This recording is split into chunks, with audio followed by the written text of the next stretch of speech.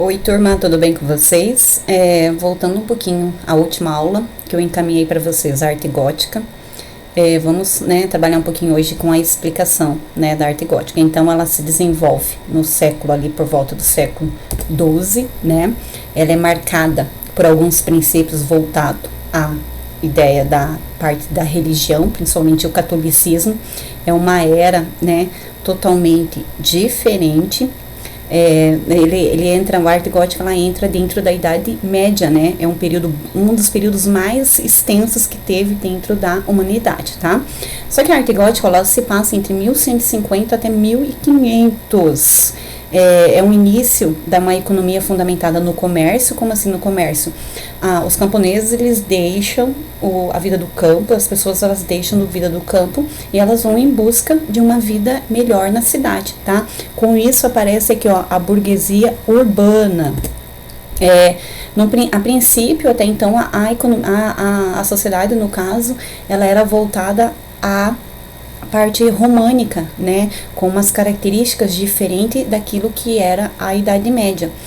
Com isso ali, havia as mudanças que conduziram uma revolução profunda na arte de projetar e construir grandes edifícios, Com isso, os artistas, digamos assim, os artesãos, no caso, eles vão ter uma perspectiva diferente, Enquanto lá na românica ela era voltada a uma ideia mais rústica, digamos assim, na arte gótica não. A arte gótica, ela vai ser um espetáculo, Tudo grandioso, tudo voltado à ideia da verticalidade, mas a gente vai falar um pouquinho mais pra frente ali na parte da arquitetura.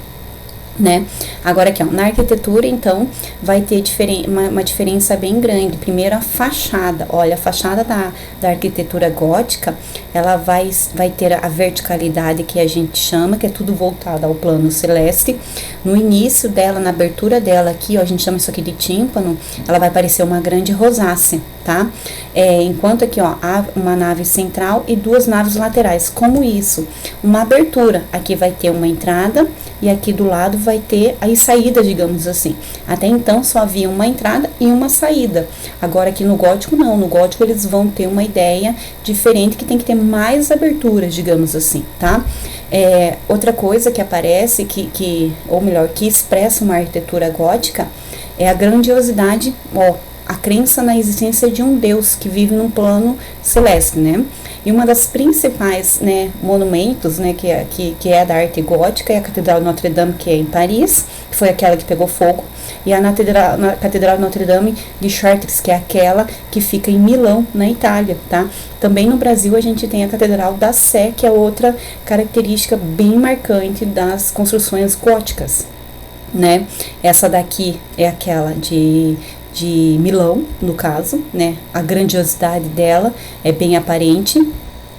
Outro elemento bem característico da arquitetura gótica são o encontro das arestas aqui, que é as arestas ogivais, que significa que segura a torre da igreja, porque antes eles não conseguiam fazer construções muito altas, porque teria que ter muita coluna para poder sustentar. Com a invenção desses arcos ogivais aqui, fica muito mais fácil sustentar o peso dessa coluna, no caso, dessa torre. Deixa eu voltar uma aqui para mostrar uma coisa para vocês. Eles falavam que quanto mais alta a torre da igreja fosse, mais próximo a Deus aqueles fiéis à igreja estariam. Outra característica, como eu já falei lá na frente, são as rosáceas, que vão estar nas fachadas, que é um marco principal da arquitetura gótica. Todas elas, aparecem esse arco ogival. Olha, essa aqui é a Catedral de Notre-Dame de Milão, muito famosa, por as suas torres, as suas rosáceas, Agora a escultura. Na escultura, a gente diz sempre que tudo está relacionado à arquitetura.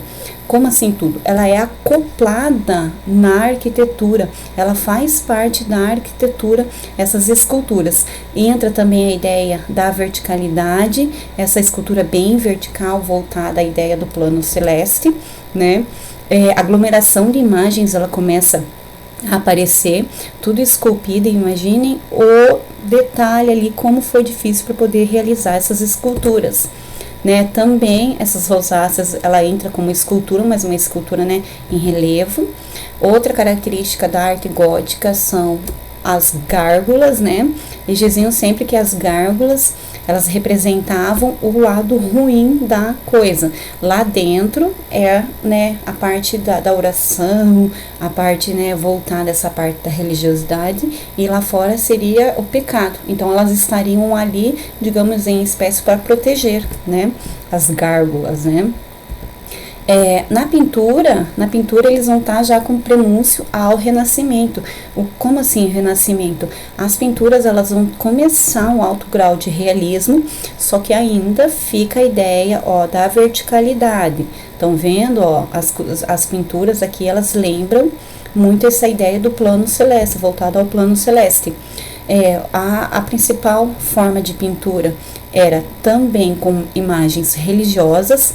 As auréolas aqui simboliza esse alto grau de santificação. Lembra que a gente trabalhou lá no Bizantino que as auréolas apareciam? Só que aqui eles vão estar utilizando uma técnica diferente, que é encáustica, que é a pintura feita à base de giz e cera, mas não existia giz e cera. Então, como que eles faziam lá? Eles pegavam cera de abelha, eles derretiam cera de abelha, misturavam alguns pigmentos naturais para dar cor e faziam as pinturas, né, usando essa cera de abelha. Então ela vai, né, ter essa característica meio diferenciada. Além disso também, ó, essa pintura aqui é feita com têmpera.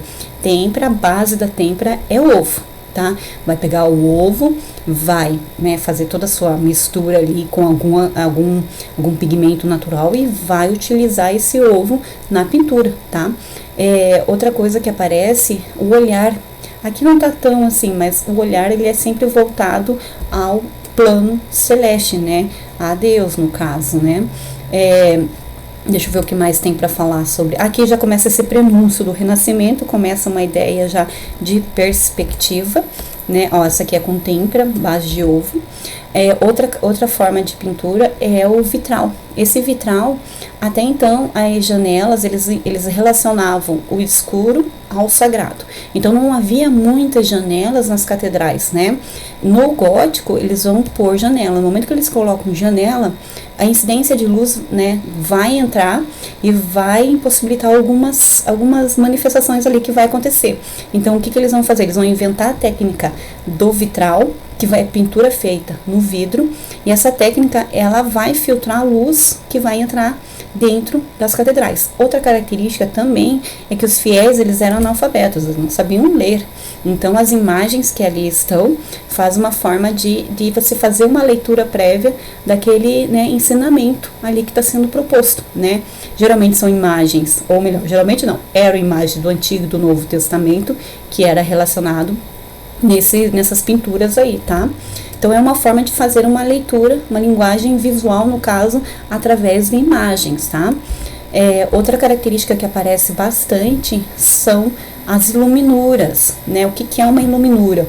Iluminura são escritas, né, relacionada ao Evangelho, por exemplo, e ele vai estar falando em latim, ele vai estar escrito em latim, e a primeira letra dessa iluminura, olha aqui, a primeira letra, ela vem com uma ornamentação toda diferenciada e junto com ela um desenho, tá? Isso se chama iluminura.